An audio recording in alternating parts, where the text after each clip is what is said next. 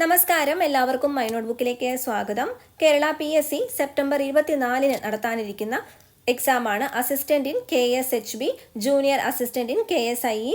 Category numbers 22, 305, 451/2024. ഇതിൽ computer and it's components ആണ് നമ്മൾ പഠിക്കാൻ പോകുന്നത്. ഇതിൻ്റെ സിലബസ് നോക്കിക്കഴിഞ്ഞാൽ കമ്പ്യൂട്ടർ ആപ്ലിക്കേഷൻസിൽ നമുക്ക് 20 മാർക്കുണ്ട്. 20 മാർക്കാണ് ടോട്ടലായിട്ടുള്ളത്. അതിൽ ആദ്യത്തെ ടോപ്പിക്കാണ് കമ്പ്യൂട്ടർ ആൻഡ് ഇറ്റ്സ് കോമ്പണൻസ് എന്ന് പറയുന്നത്.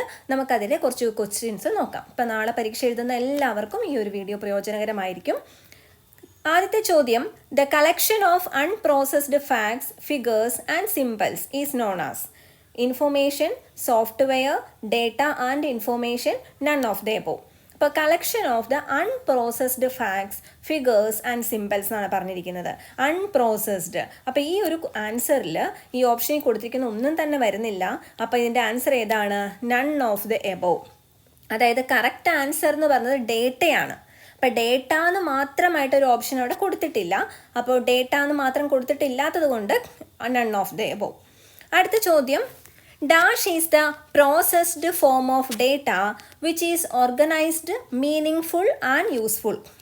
പ്രോസസ്ഡ് ഫോം ഓഫ് ഡേറ്റ എന്താണ്? Processed form of data organised, meaningful and useful.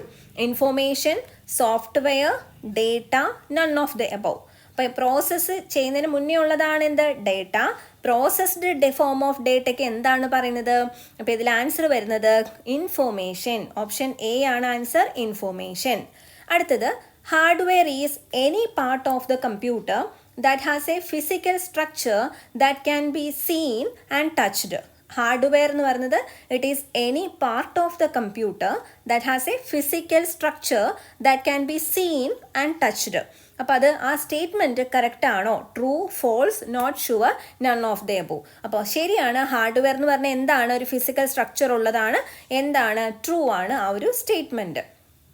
അടുത്ത ചോദ്യം, components of computer hardware are dash.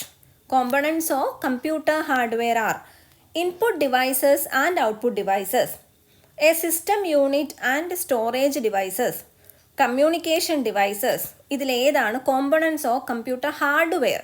അപ്പോൾ ഇതിൽ ഓൾ ഓഫ് ദ എബോവ് ആണ് ആൻസർ. കാരണം ഈ പറഞ്ഞ input devices, output devices, system unit, storage device, communication device ഇതെല്ലാം ചേർന്നതാണ് കമ്പ്യൂട്ടറിൻ്റെ hardware. All of the above ആണ് ആൻസർ. അടുത്ത ചോദ്യം, devices dash devices accept data and instructions from the user. യൂസറിൽ നിന്ന് ഡേറ്റയും ഇൻസ്ട്രക്ഷൻസും അക്സെപ്റ്റ് ചെയ്യുന്നത് ആരാണ്? ഏത് ഡിവൈസാണ്? Output, input, components of hardware, storage. ഇതിലേതാണ് ആൻസർ വരുന്നത്? ഇൻപുട്ടാണ്. ഓപ്ഷൻ ബി ആണ് ആൻസർ.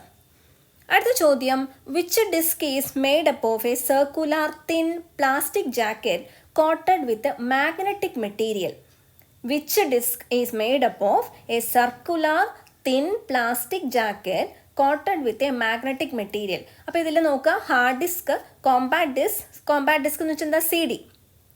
അതുപോലെ DVD, ഫ്ലോപ്പി ഡിസ്ക്. ഇതിൽ ഏതാണ് ആൻസർ വരുന്നത്? ഫ്ലോപ്പി ഡിസ്ക് ആണ്. Floppy disk. അടുത്തത്, dash disk are used to store more than 25 GB of data with a very high speed in less amount of time.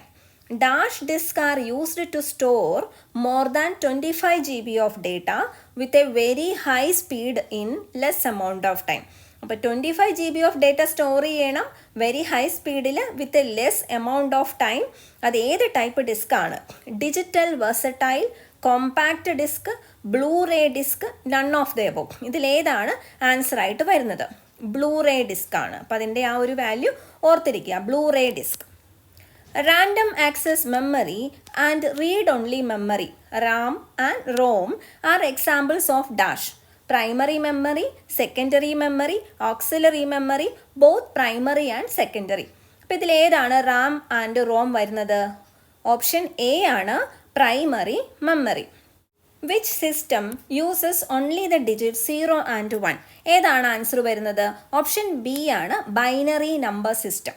Bits ആണ് ഈ പറയുന്നത്, പക്ഷേ അതെന്താണ്? ബൈനറി നമ്പർ സിസ്റ്റം ആണ്. Option B. There are two primary types of softwares, namely dash and dash.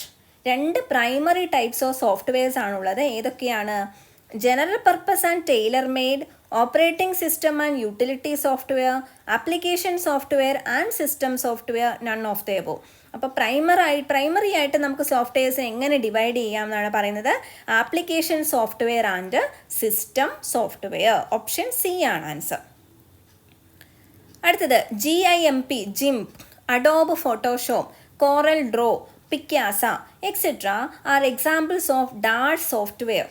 ഏത് type softwares ആണ് GIMP, Adobe Photoshop, Corel Draw, Picasa എന്നിവയൊക്കെ? ഏതാണ്?